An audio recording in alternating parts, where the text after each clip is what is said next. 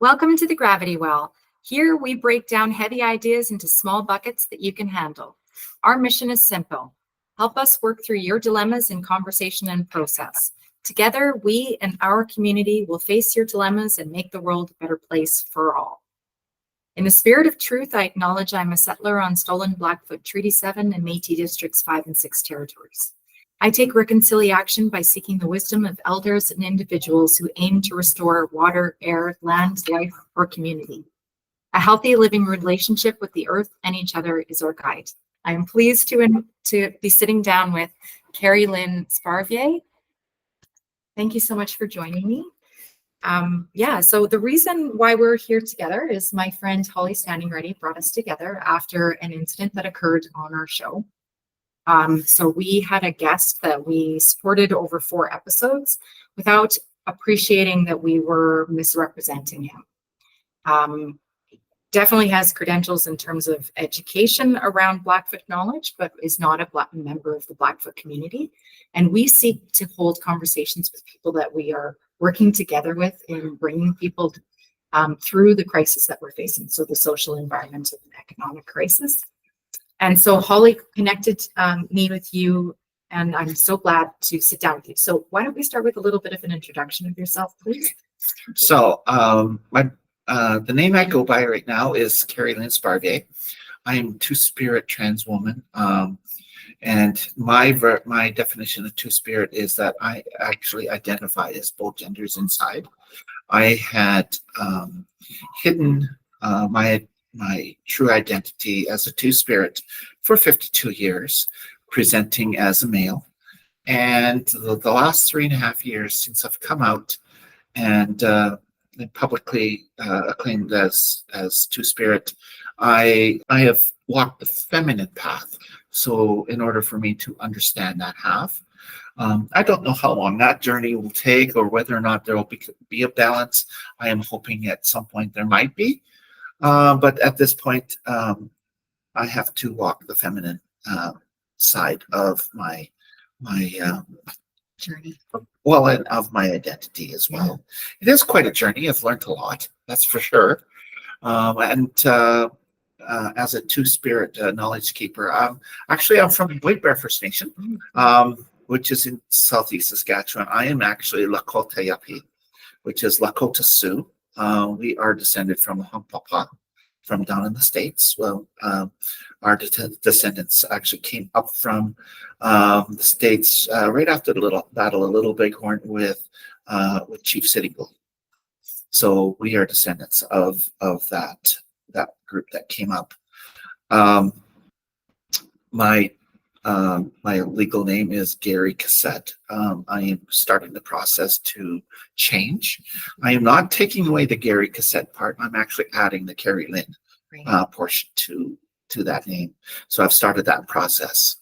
My traditional name is Chishingwak Wewe which is a combination between Anishinaabe and Lakota Yapi. Chishingwak, it means big pine tree in Anishinaabe, and Wewe means standing tall against the wind in Lakota. So short form in English is big pine standing ready. So that's my traditional name. That's beautiful. Was your name given to you at birth? The name Gary, my birth name was actually Gary Sparvier. Okay. But I am from the Wew'suwakapa family. That's the traditional name. Gotcha. And my name, how I came about to get the name Karrie Lynn, I've had that since I was 5.5 years old. I'm actually 60 scuba and residential school survivor. And for the first 5.5 years after I was taken away at 1 month, I was in 5 different foster homes. I went to 6 years residential school, starting at 5.5 years old. And it was in residential school that I found out that I was different inside, that I had both boy and girl in me, born or assigned male at birth. I went to residential school, and I'm left-handed, and I went to a Catholic residential school. And then the sister superior kind of took me as a pet project to convert me to being right-handed, because at that time being left-handed was considered evil. The word left in Latin is the word sinister. So they interpreted that as being left-handed people were evil. So therefore they needed to be brought to the light and be converted to right-handed. And they were very unsuccessful with me. And part of the punishment for continuing to use my left hand is they did what some call petticoating. They put me in the girls' uniform, made me sit on the girls' side of the classroom because we were segregated, boys and girls. Mm-hmm. And eventually I moved into the girls' dorm and lived as a girl for 5.5 years. And I realized very quickly after that happened that it was not wrong, that it felt right, that I belonged there. And that was very revealing to me. So I spent 5.5 years as a girl in residential school. And then when I got taken out and permanently placed in another foster family, I had to learn how to be a boy again because I was going to a rural school, like a public school in rural Saskatchewan, and it was in a Catholic area of the province of Saskatchewan, and not a place to be different. Right. And being born boy, I had to be very boy. So, football, soccer, hockey, boy stuff. Right. That was very frowned upon on being a girl. However, the funny thing was that the best friends I had in school from grade 7 to grade 12 were girls. I actually got friends that were boys around grade 9 when other boys realized that I was hanging around with the 3 cutest girls in the class. And so they made friends with me in order to make friends with the girls. And we ended up for 4 years being like a core group. So if you saw one of us, the other 5 are somewhere close. Right. Like when I turned 16, I had a 1972 Ford Granada convertible. It was red, and it could hold a ton of teenagers. Nice. Because back then they didn't have seatbelt laws. Right. Yeah, I remember piling in the back of trucks. Right. And we burned purple gas in that car. We had purple gas. Never got stopped by the cops. Funny enough, it was a big land yacht. Right. So, but it was very interesting growing up.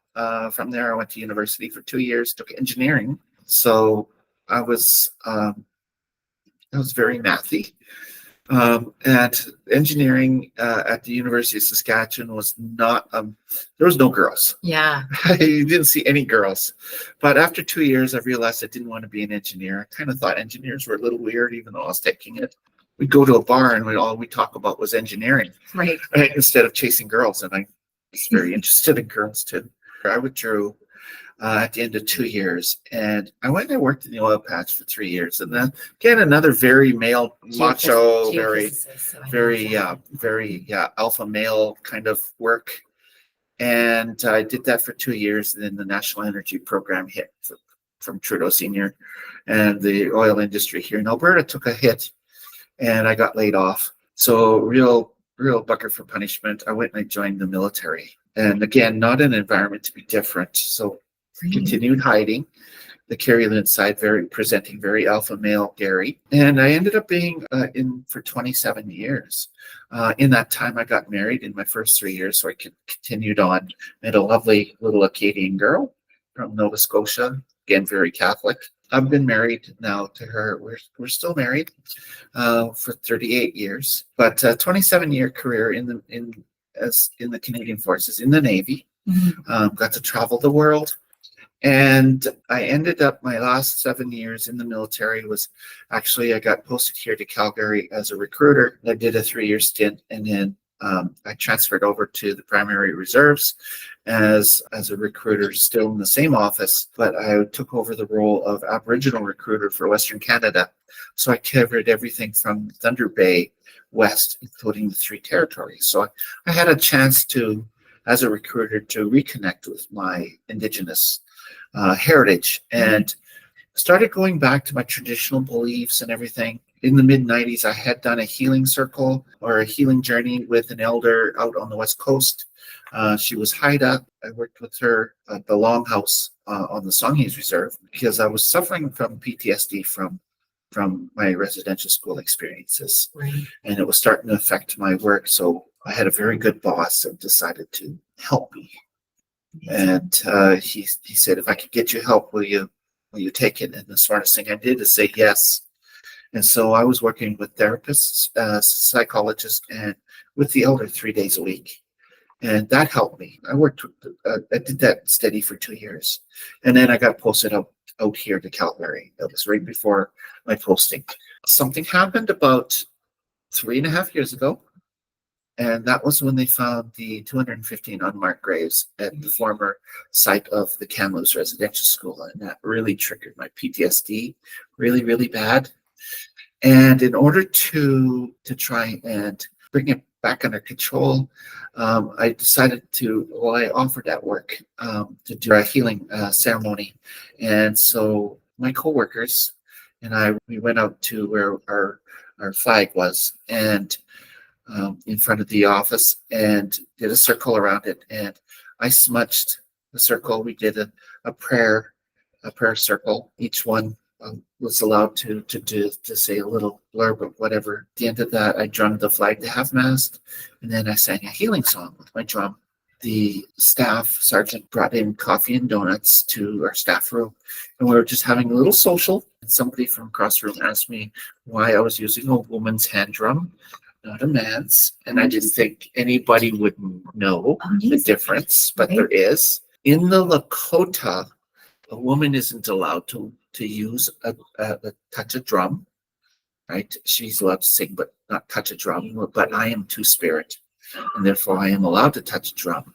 The drum I actually have was given to me by another elder, but it is a woman's hand drum from the Anishinaabe Nation.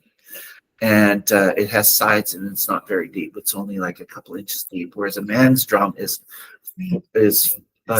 either 4 to 6 inches deep.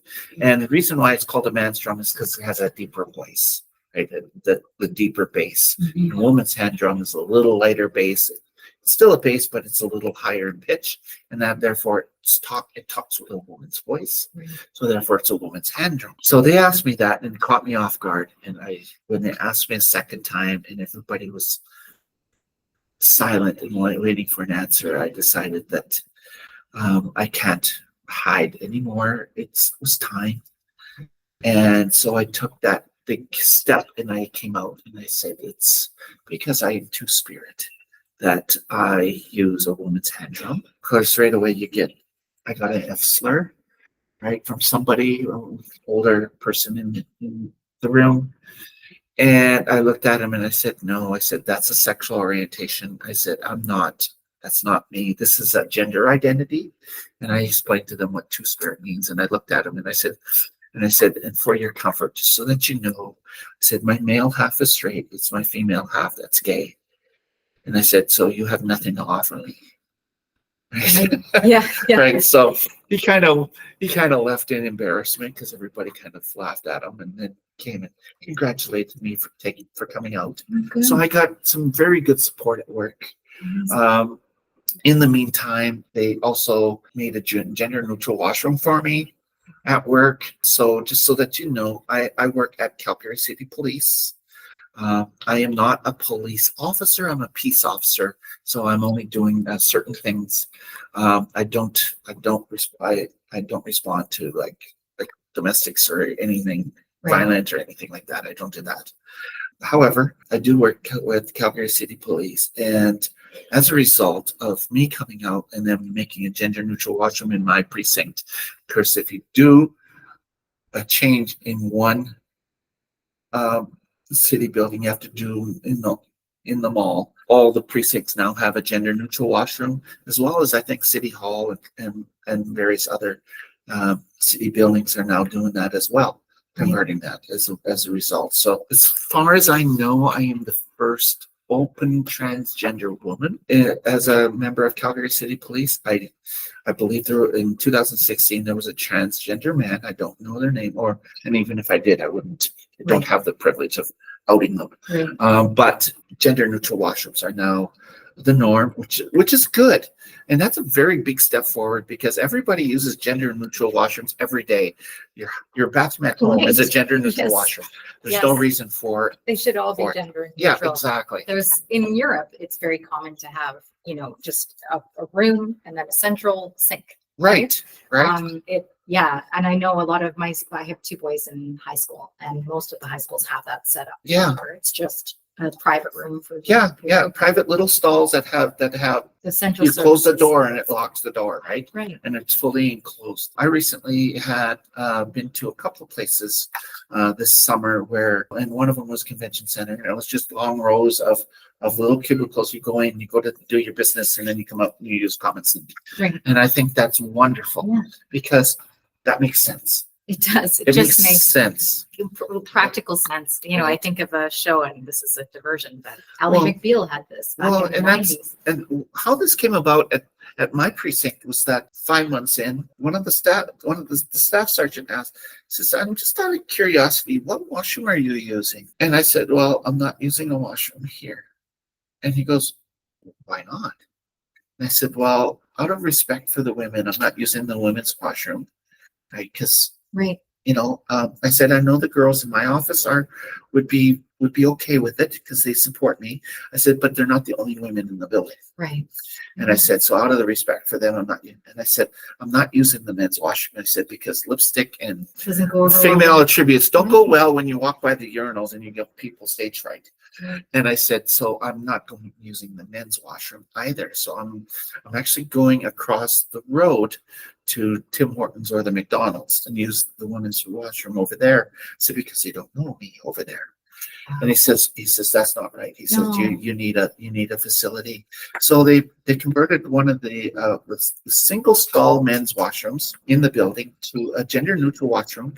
And he said, would you like a locker in there as well? Because when I was presenting as Karrie, I had a locker in the men's locker room.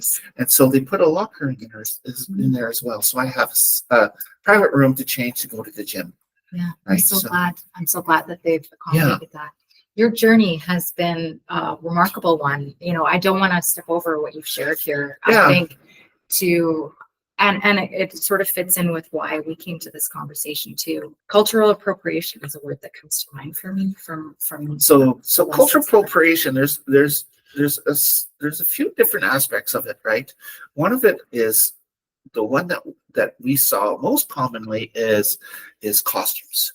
People making costumes that resembled our sacred and traditional regalia. It's selling it in costumes, in costume stores, right? It's not only it's very demeaning to us.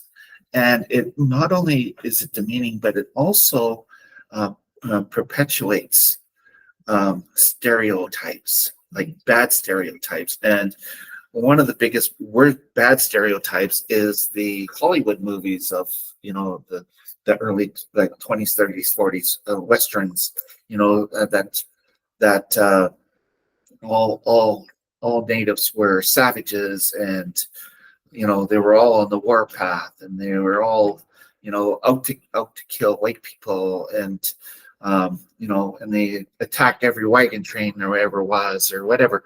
And that's simply not true. Again, it was Hollywood. It was sensationalized. It was made more sensational in order to sell the movies, right? And then you had the hero, right, that always came to save the day, like the Lone Ranger type, right? If there was an indigenous person, they were the sidekick, like Tonto. Right. Growing up, I actually hated the Lone Ranger. I hated that show. I hated Tonto. And the reason why I hated him is because he looked like me. He looked native. He looked like me. Whereas previously, you had actors that were made up to look. Right. That's interesting. And they were white actors that made to look native, right? Right? You had Dustin Hoffman, you had Steve McQueen, a lot of those Hollywood actors. If there was, if you needed an actor, well, right, they didn't put an indigenous person in there. No, they put a white person made up, right? Again, it was the worst form of cultural appropriation, and that is our version of like red face. Like it's our version of blackface, right? Right. Yeah, absolutely. And that is like the worst type of cultural appropriation in my mind is to do that. Yeah. And then take things out of context. Right. From indigenous people. Like our powwow is a celebration. It's actually a ceremony, the powwow dancing. It's cultural appropriation. They call it an office get together, a powwow. Right. Because that's because you're using the name of a ceremony. Right. For an office get together, like it's a so meeting. Let's all have a powwow. But well, no, that's not a powwow, right? Powwow is sacred. Right. Yeah. That's another cultural appropriation of it. So it's not only just clothing, articles of clothing, and it can be words, yes, right? Absolutely. Right. Well, and I think this might be a reach, but I want to put in here as somebody, as I mentioned, geophysicist background in oil and gas. One of the things that really concerns me is red washing. I don't know if you're familiar with this term, but it's when something that is presented as a collaboration with indigenous communities, when really it is, you can participate provided that you also are doing exactly industrial harm. You know, you talk to one indigenous person. Oh, we did our cultural obligation. We consulted with the indigenous community. When you only talk to one person, that's not indigenous consultation, right? Indigenous consultation is when you approach the band either through chief and council and talk to the elders. Right. You need to talk to the elders, not just the chief, not just one or two counselors, right? You need to talk to the elders. Arrange a meeting with the elders, get the elders together, right? And that is how you consult but you got to allow them an active voice in the decision making and listen to them, not just do your due diligence. Oh yeah, you talk to them and then whatever they said you disregard. That's not consultation again. Right. Well, and that sort of leads into my second question for you. So I agree. There's a lot of assumption, box checking exercise where we've spoken to chief and council. We gave them 3 weeks. They didn't complain in those 3 weeks, so therefore we're moving forward. Well, and that's the thing too. A lot of companies they're money driven, right? Money driven, and time is money. Well, in the indigenous cultures, things happen when they happen, and you know what? If it takes 3 weeks, if it takes 3 months, it might take 3 years for them to think about it and get back to you on things. You can't put a time limit on it because in the indigenous culture, take for instance, I'm wearing a watch. And what I do when I go on the res is I take it off. Because when I go to the res, things happen when they happen. I'm back with my people. When we meet when it's supposed to happen. Right. Not at not on a timetable, right? Not very different. And like you said, there's this ingrained time. I wanted to touch on a question we touched on before we started here. Yeah. From your two-spirit angle. So one of the things that I think persists in our decision making is the idea of binary thinking. So this idea that, this consequence, as long as it's successful, I can keep moving forward, right? If each incident is a quote unquote win, then we're moving forward rather than thinking about the consequences of the things we do and how it comes back around to us. So I think this is part of why the trans community is being isolated in terms of you're representing this different way of thinking. And I'm curious what your thoughts are from your experience. Do you think that there is an opportunity for people to learn to think more consequentially? Okay. Yeah. First of all, you mentioned the word binary thinking, and that actually stems from a way to control the masses, starting with the Dark Ages and the Renaissance. It was a way the churches and the rich used to subjugate and keep the poor, right? And weaponize religion. Right. Weaponize religion. And in that is binary thinking, only male, female, only male and female, marry for procreation to get more followers of the church is the ultimate goal, right? And the rich, The rich, economy, yeah. right? To keep the rich, rich, and has permeated all of like European culture, right? Mhm. Well, what we call Western culture. However, it wasn't the norm if you looked at the grand scheme of things on the entire planet. Other places, Far East, Middle East, Africa, you look at North and South America, which wasn't so-called discovered yet. Those different cultures had different ways of thinking. They didn't think in the binary. There was gender, for example, was a spectrum.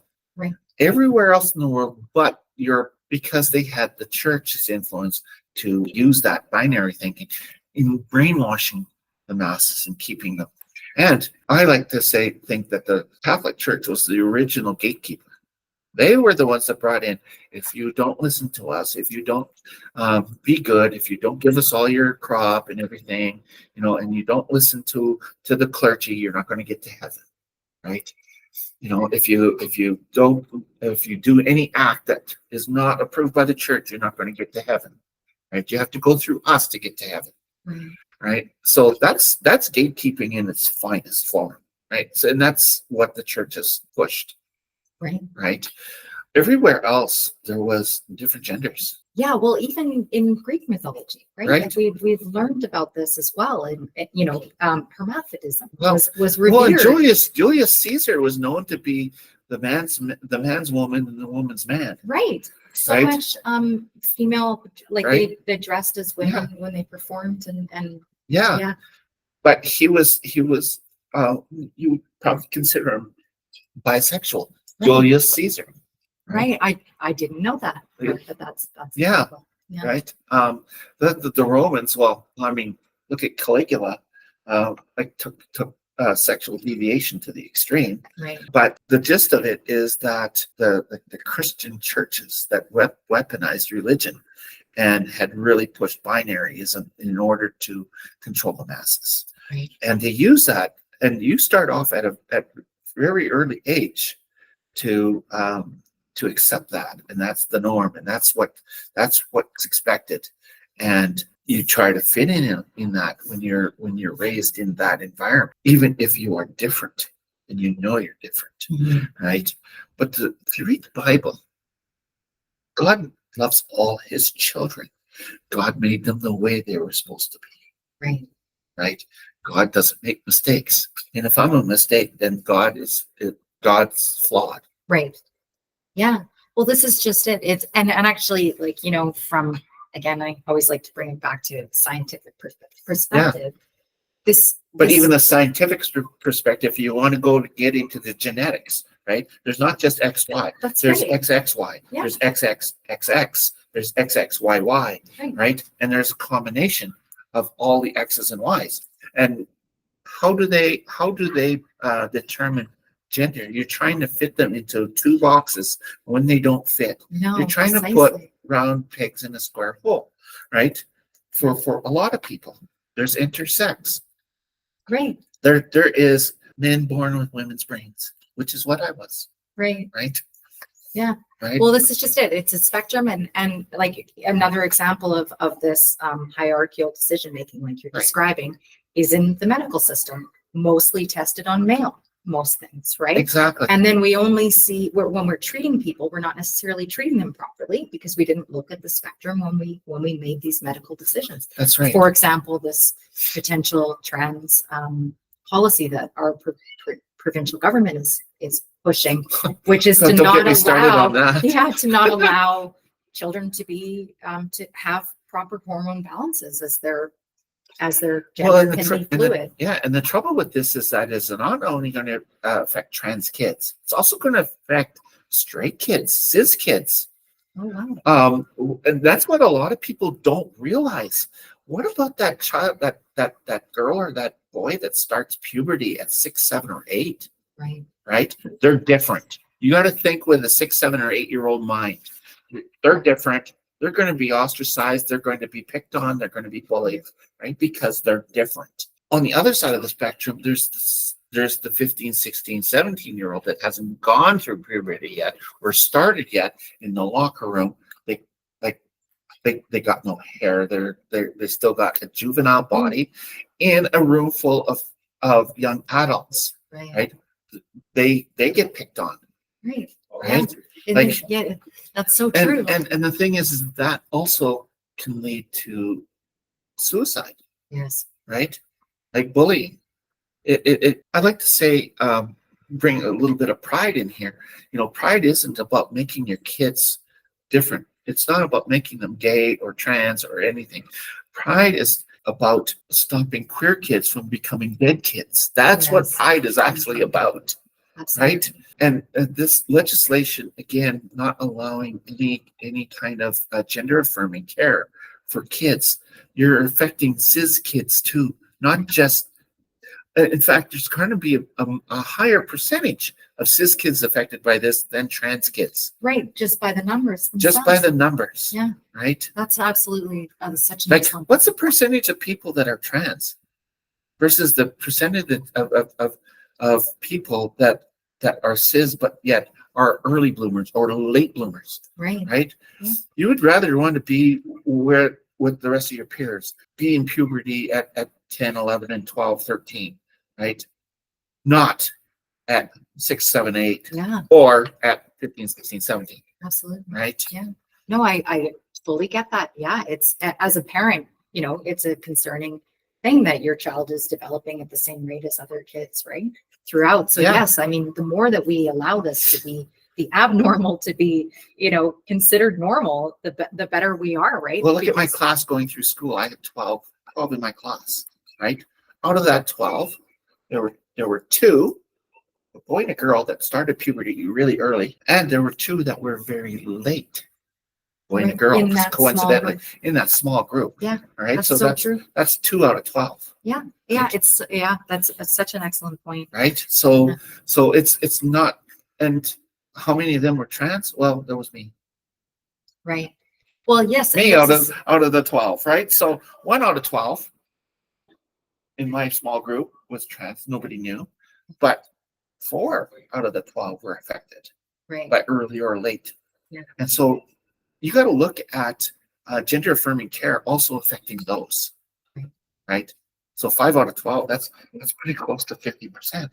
Well, right? and like you said, it's a spectrum in so many ways. Like you said, it can be just, well, not just, but mentally, or it can be physically, or it can be emotionally. Yeah, right? And There's you got to different listen ways. to the medical and scientific community too, because the thing is that here in Canada, there is no transition before 18. Right. This is just it. There was none. No, Anyway, nothing's happening here. they're making a political thing about nothing. Right. Yeah, this is not a problem. Like, I've never seen anybody say that, I've been forced to become transgender. If anything, it's the opposite. Like you're saying, my child is suicidal because they know they're different and they want to be accepted, and we accept them. Right. Exactly. They want to be accepted and they try to fit in, and it's not working, and they get depression. Right. And guess what? Depression lies to you. I've been there. I've had 2 serious suicide attempts myself, and I just about was successful in the last one. And the only thing was that I got interrupted. I got stopped. But depression had convinced me that the world was better off without me, right? Because what I was not acceptable to society. Right. And it convinced me that I better not exist. Like, the world would be better. The thing is that what they don't tell you is that taking that extreme affects all those that love you. Right. Yeah. Right? Yeah. You don't see the pain that it's going to cause the people that love you. Right? Even though you are in so much pain, that's the only option you see. Of course. Yeah. Yes. And this is, the opportunity that comes from your experience and people understanding your experience. But with depression, you only see your hurt. That's it. You only see your pain. Right. You can't see because you're blinded. You can't see anybody else's. Right. And that's what's going to happen. to kids that can't be given puberty blockers. Puberty blockers is not, it's not HRT. It's not hormone replacement therapy. It's not transition therapy. Puberty blockers, all it does is stop the puberty that that child doesn't want at that time. Right. Right? Like in my mind, it is almost child abuse, but to not give them puberty blockers. If they identify and they know they're a girl, but they're born a boy, and to make them go through the boy transition, the boy puberty, that makes them so dysphoric. 100%. Later on, and it will make them suicidal. Gives them depression, and to me, that is a form of abuse. Well, especially, not especially. Also, as you said, intersex children. Yeah, There are some kids that have, from what I understand, they have an absence of hormones, and they need them in order to actually develop as an adult. exactly. So we have to make sure that we're not looking at this as necessarily As a binary black and white situation, Exactly. because it's not. no, It's not. Again, it's a rainbow. right. Right? Yes. It's a rainbow. Well, and this is what's so interesting, because when I think again, how, like you said, how it relates so many ways in science, when we use color to show many things, Right. right? And we use it all the time. Like, for example, when I'm showing the variables that I'm looking at when I'm doing my work, you do that through multiple colors. And yet, for some reason, when it comes to society, we are still trying to put people in two categories. Exactly. And it is hurting all of us in doing that. And that's what I'm just so glad to hear your Okay, point of view. think of this as okay, the Fisher Price toy, the ball with the different shapes that you got to put the blocks in, Yes. right? That's gender. Right. Gender is like that, right? You can't put the different shapes in only two holes, Right. There's only two that goes in them, but there's all those other shapes, and that's what the actual true gender spectrum is. Mhm. It's all those different shapes, Yeah. right? Okay. Well, I really appreciated all of this. And this is, there's so much to what you've offered me, Karrie, and I really appreciate it. The one question I do want to circle around to, because again, I want to make sure that the work we're doing is honoring what our goals are. So just to be clear, we're trying to have conversations about the social, environmental, and economic crisis and how it's affecting us. So absolutely, transgenderism is a big part of this, because it is about non-binary thinking and being able to think differently and all of that. So my question is, I got here because I had a guest that I misinterpreted what they were offering. And so how do we do a better job? So again, I'm working on what is our process to make sure that we have the right people in the room and that we're having the right representation moving forward. So I'm curious let's just look at it from an indigenous perspective or from a trans perspective, whichever you prefer. How do let's pick one of them. If we're having conversations about indigenous communities, it means clearly what's changed for me after this incident is to trust myself that the people that I'm meeting with when I'm seeking environmental justice and social justice things, those are the people that I should potentially be in conversation with. So that's one way I think that I'm going to help myself make sure that I'm on the right path. But if I have somebody, let's say, approach us, or I just meet someone and think they're worth having a conversation with over this, what's some advice you can offer me in terms of making sure that this person has genuine interest in what we're doing? Okay, so before we, I'm going to just kind of sidetrack just a little bit, because you're talking about an incident, and that happens quite often, where you'll have somebody that approaches you that claims to represent the community, right? Turns out that they're not who they talk about. The thing is that in order to engage, like the indigenous perspective, talk to the communities, approach a band office, talk to the elders. A good way for the general public is approaching Native Friendship Centers. They are a good resource to initially approach in the indigenous community, because they will know how to get a hold of elders, get in touch with elders of different communities, different nations, right? Be very wary of somebody who comes up to you and claims to be a representative, because That's how you'll run into incidences where you find out that the person was white and pretending to be Indian, so-called pretendian, right? Even if they are a big advocate for the indigenous community, they might not be Right. indigenous or legitimately indigenous in heritage. Again, you found me through a referral, right? Mhm. Yeah. Right? Somebody that knows me, and you knew Holly is Yes. indigenous as well. She happens to be my cousin. That's a lot of times how you will be able to engage the right people, is finding your friends that whom you know are indigenous, who Right. are status card carrying or card carrying members of the Métis Nation. That's how you actually get in touch with them and engage, right? Yeah. Well, and it seems so obvious now, but I think it's because, and I'm not defending myself, but I'm in my other work. Let's leave, trying to make sure we're moving towards Indigenous ways of life, because that's quite honestly why I'm engaging Yeah. with Indigenous communities, is because I understand we have to move away from Western culture, which is using too much of the Earth's resources, and we need to start actually caring for nature and restoring nature. Right. That's right. This is my focus. Like take the resources out, yes, but then reclaim the land, Yes. right? Put it back. Right. And so that's my focus and why I'm engaging with the community. And so now it seems so obvious that I obviously do that with the people that are engaged in that work, so, which is great. And that's what, this has allowed me to do, is to connect with those people, like you said, and trust that community and build from that community. So, yeah. So let's get back to that last question now that so I've covered that little bit. you. Yeah. I'm trying to make sure that, moving forward I want to maintain, not only find representation, but have conversations that are maintained. How would you open recommend- and keep communications open with communities, right? And the reason being, the biggest way to do that is touch bases every once in a while. Don't and on a regular basis, like not just when you need something, not when you need something like 2 or 3 years down the road, but say you talk to a band office or an elder, right?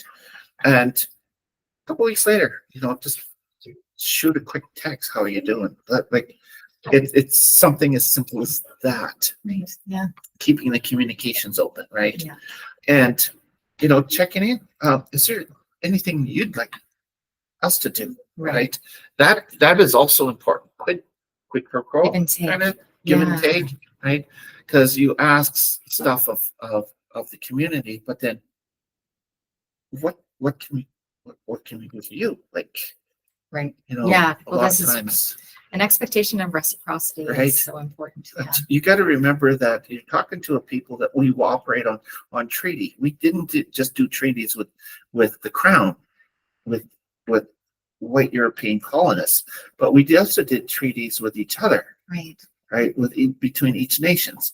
Like we'd often have we had gathering of the nations, which happened to be what Custer had attacked the Battle of Little Bighorn, but it was a bunch of different nations that were together. It wasn't just the Lakota, but there was Kiowa, there was Comanche, there was different nations there, and that's where they sort out territories, where they're going to winter, where they're going to hunting and stuff like that, right? And cooperation, and that's also how many young Native people got partners, mates, because you didn't want to marry within the tribe, because all chances were you were too closely related, right? And the elders knew that, right? So there was oftentimes you arranged sort of, right?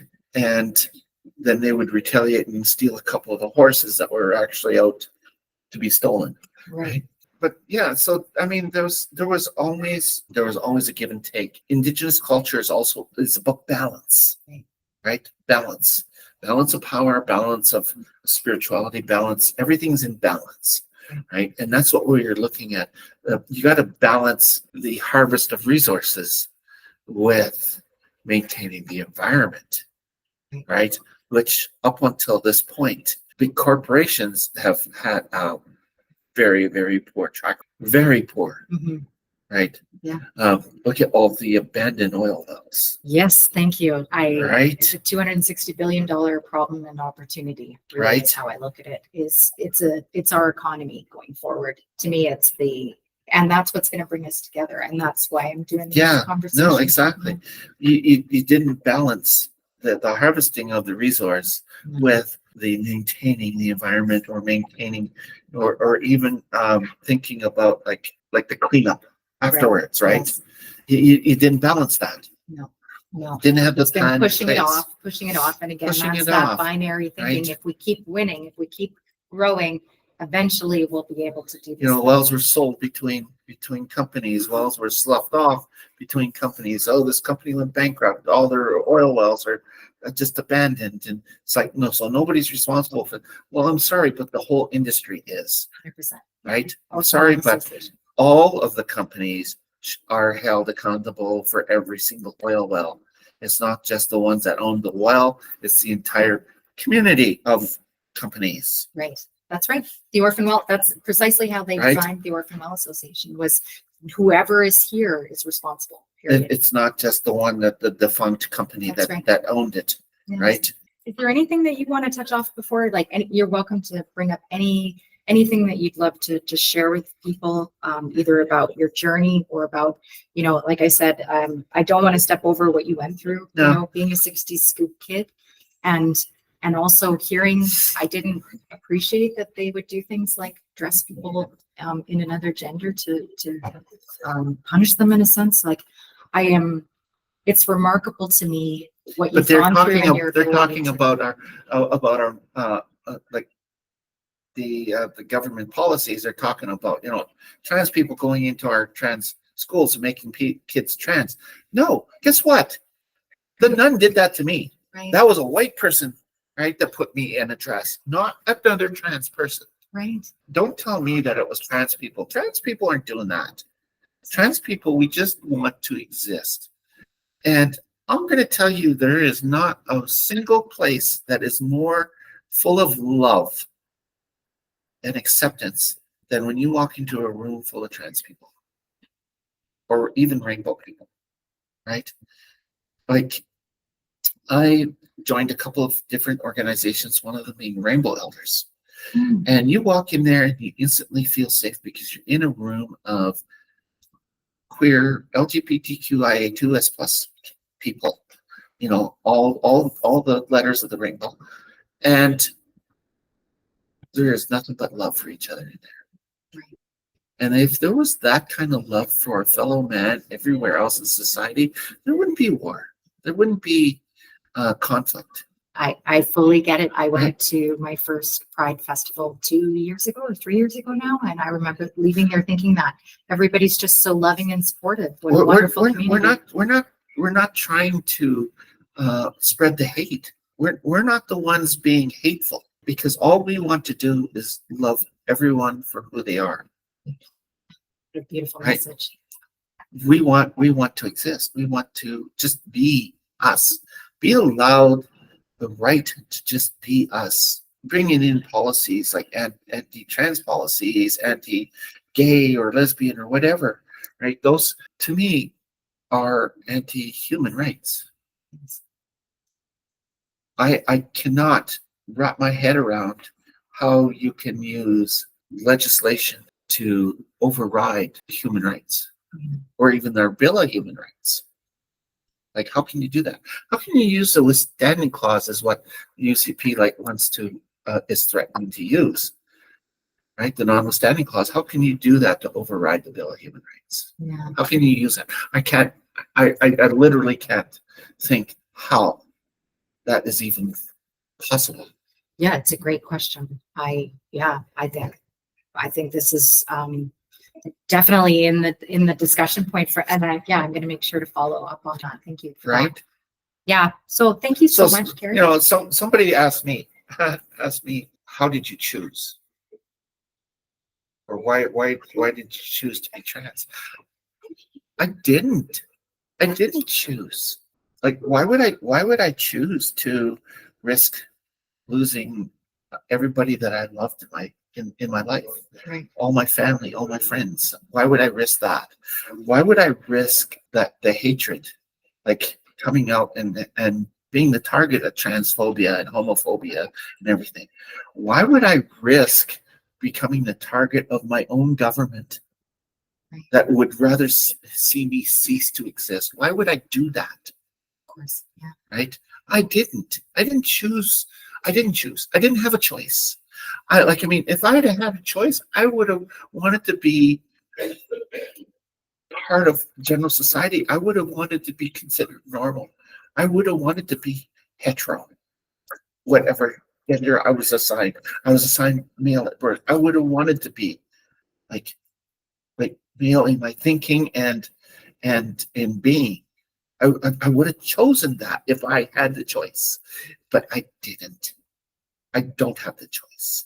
Yeah. And thank you for being brave to be yourself in spite of all of, like you said, the pressure on this community right now because of what it means for society.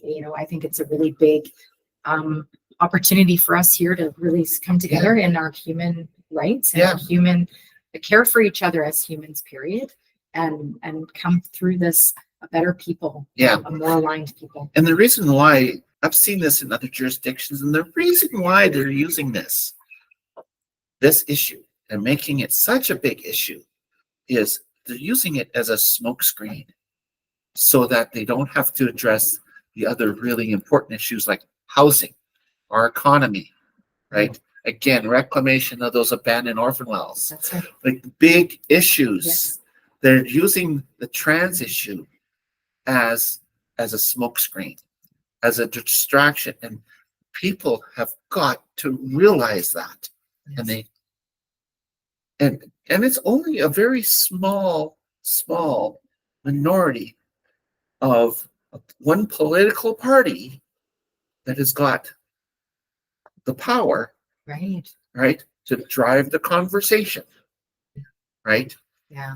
And that's, it's funny because I really do believe, and I think it's going to become more evident as we go on, that these issues are so tied with the environment too, because we don't follow data when it comes to the environment either, like you're saying.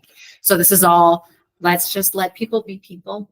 Let's make space for being in community with people that have genuine interest towards helping us. And don't just pay lip service. Listen to what they're doing and actually work with them in coming up with policies. Absolutely. Right? Like literally get them truly involved. Yeah. And that's what you got to do, like even on corporate levels. Yeah. Right. 100%. Yeah. Thank you, Karrie. This has been amazing. You're very welcome. Thank you so much for your time, and I hope we get a chance to chat again. Yeah. Thank you for having me.